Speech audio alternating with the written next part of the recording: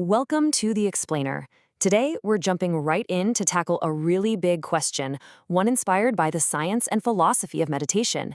Is the Buddhist idea of enlightenment actually, well, enlightening? So, let's get into it.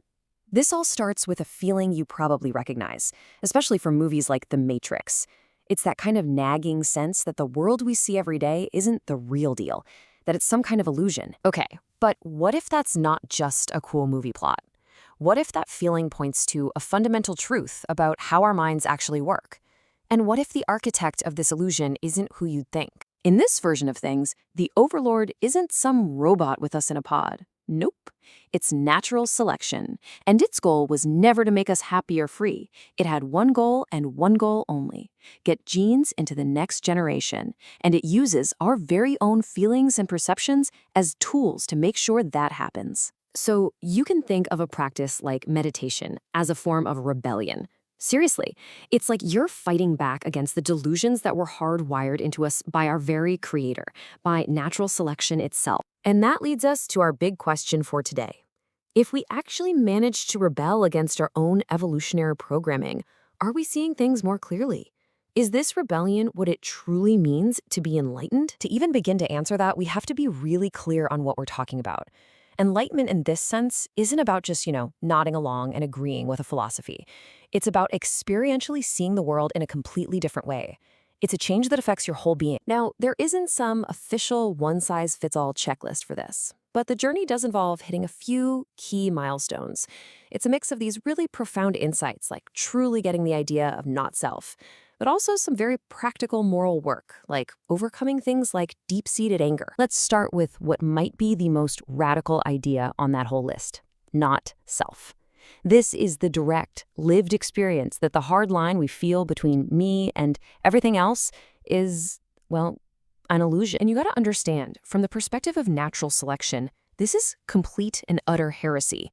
The entire evolutionary game is built on one core rule: I am special.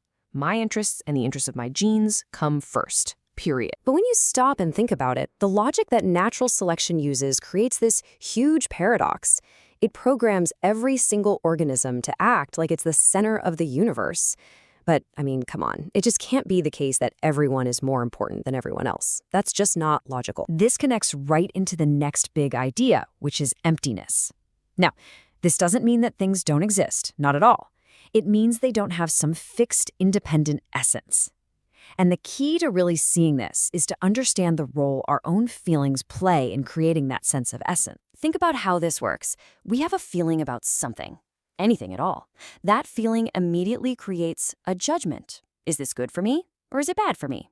And that judgment, that feeling, gets projected onto the thing itself, creating what we then perceive as its true nature, its essence. A snake is a perfect example. To a human, a snake's essence feels like danger or just plain bad. But to another snake, its essence might be potential mate or good. To a parasite that only eats rotting flesh, the living snake is totally irrelevant. See? The essence we perceive isn't in the snake. It's a product of our relationship to it. So here's the absolute crucial point. The feelings that construct our reality were never designed to help us find objective truth. They were designed for survival. They are a practical guide for staying alive, not a factual one for understanding reality. This brings up a massive challenge, right? If our very system for perceiving the world is fundamentally biased toward our own self-interest, how on earth can we ever hope to see things as they really are? Well, the writer Robert Wright suggests we look to a pretty surprising source for the answer: Albert Einstein.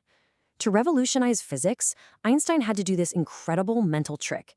He had to step outside of his own frame of reference and ask what the universe would look like from nowhere in particular. And this very idea actually got a name from the philosopher Thomas Nagel. He called it the view from nowhere. It's this attempt to see the world without all the distortions of a single, subjective point of view. And the view from nowhere is maybe the most perfect, concise description of what enlightenment is aiming for. It's a perspective that's free from your selfish bias, from my selfish bias. Heck, it's free from even uniquely human bias. So this is the core rebellion. It's a choice between two views. On one hand, you have natural selection's view, which creates millions of competing selves, each one screaming, "I am special."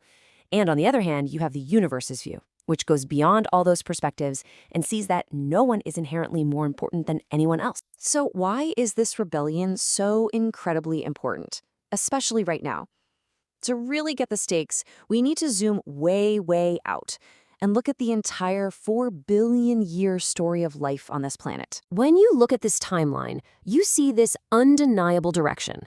For billions of years, life has organized itself into more and more complex systems. From just raw information, to single cells, to multicellular creatures, to complex brains, and now, to a globally interconnected human society. But here is the profound and dangerous paradox we're all facing. That deep-seated feeling of I am special, the very engine that drove our evolutionary success and let us build this amazing, complex world, is now the primary fuel for the conflicts that threaten to tear the whole thing down. This illusion of specialness is the direct source of so much tribalism and hatred. It's that voice that whispers that we are the ones who are right and good, that their good deeds are probably fake or have some hidden motive, and that the threat they pose is always way bigger than it seems. This is the cognitive distortion at the very heart of human conflict. And all this leaves us with one last, really provocative thought. Maybe, after billions of years of evolution creating a consciousness that's warped by the need for genetic survival, the next necessary step for humanity is to finally unwarp it. Perhaps enlightenment isn't just some personal journey, but an evolutionary necessity for our species.